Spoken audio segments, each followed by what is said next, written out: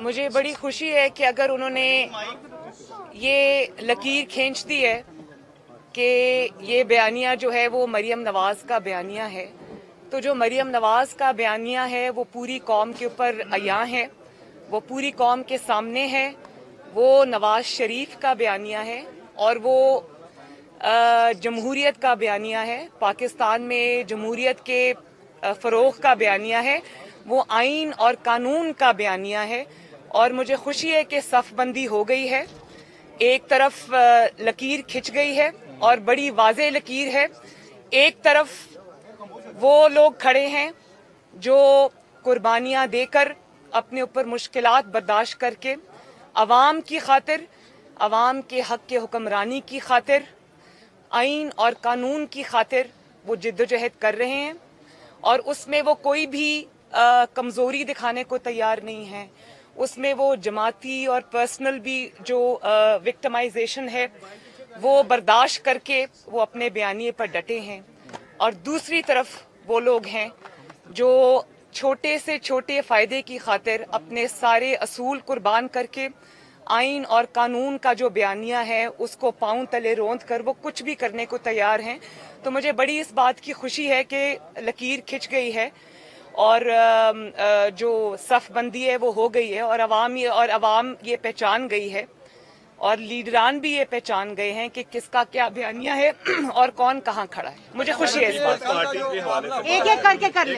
मैं देखें, एक मिनट, मैं खड़ी हूँ, जितने सवाल पूछने आप पूछें वन बाय वन। अच्छा मैडम, जो एपिसोड हुआ है उसके बाद पीडीएम का अब आइंदा आपके नजदीक जो है वो फ्यूचर क्या है, क्या स्ट्रेटजी है, क्या वाकई पाकिस्तान पीपल्स पार्टी इस अमल के बाद माइनस है या आप फिर भी इस मामले को कॉम्प्रोमाइज करेंगे? और मैडम इसके साथ ही एडिशन है कि क्या आप ये समझती है कि इसके बाद पीपल्स पार्टी और पीडीएम की राय जुदा हो गई है या मजीद अभी कोई रास्ता बचा है कि आप दोबारा इकट्ठे हो सकते हैं?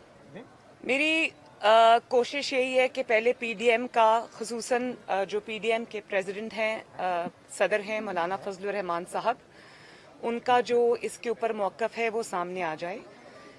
लेकिन मुझे इस बात का निहायत अफसोस है, अंदाज़ा होने के बावजूद, सारी समझ होने के बावजूद मुझे इस बात का अफसोस है कि आपने एक छोटे से ओहदे के लिए, आपने एक जमहूरी कॉज को, जमहूरियत को, अवाम के हक़ के हुक्मरानी की जिद्दोजहद को बहुत बड़ा नुकसान पहुंचाया है। और मैं ये समझती हूँ कि ये नुकसान जो है ये सबसे ज़्यादा आपको खुद पहुंचा है, क्योंकि अवाम एक एक चीज़ देख रही है। अवाम ये भी देख रही है कि कौन किसके साथ खड़ा है और कौन जिद्दोजहद कर रहा है। तो मेरा ख्याल है कि ये पीडीएम में शामिल उन जमातें जिसमें पाकिस्तान मुस्लिम लीग नून शामिल है, ये उनकी शिकस्त नहीं है। ये मैं समझती हूँ कि ये उन लोगों की शिकस्त है जिन्होंने अपने असूलों की कुर्बानी दी एक छोटे से मकसद के लिए या एक छोटे से ओहदे के लिए। आप मुझे बताएं कि लीडर ऑफ द ऑपोजिशन क्या ओहदा है भाई? मुस्लिम लीग नून को अगर ये ओहदा मिल जाता तो मुस्लिम लीग नून कौन सा कोई हुकूमत बना रही थी? एक छोटा सा वक्ती फायदा है।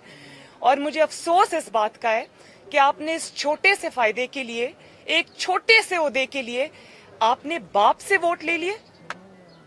अगर आपको ये ओहदा चाहिए था और इतनी बुरी तरह चाहिए था तो आप मोहम्मद नवाज शरीफ साहब से मांग लेते।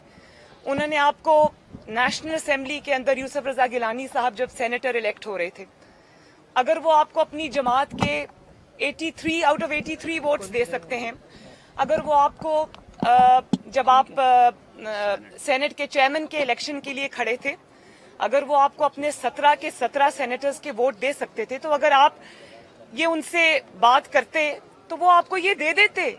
उसके लिए आपने बाप से वोट ले लिए और वो वाले बाप से वोट ले लिए जो अपने बाप की इजाजत के बगैर किसी का साथ नहीं देता।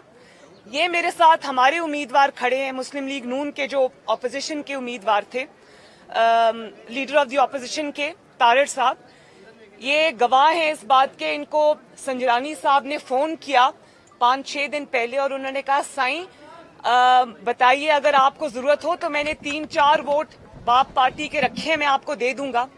तो इन्होंने ये कहा कि मुझे आपके वोट्स की जरूरत नहीं है, मेरी जमात का एक मौक़िफ़ है, मैं उस पे कायम हूँ और मैं जमात के साथ और जमात के मौक़िफ़ के साथ और उनकी जिद्दोजहद के साथ धोखा नहीं कर सकता।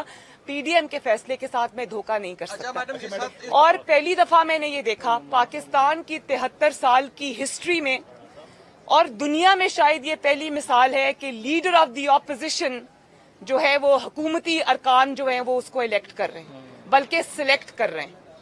कभी देखा लीडर ऑफ द ऑपोजिशन के लिए तो ऑपोजिशन अपना कागजात जमा कराती है ना, ऑपोजिशन वोट करती है, ऑपोजिशन अपने जमा कराती है।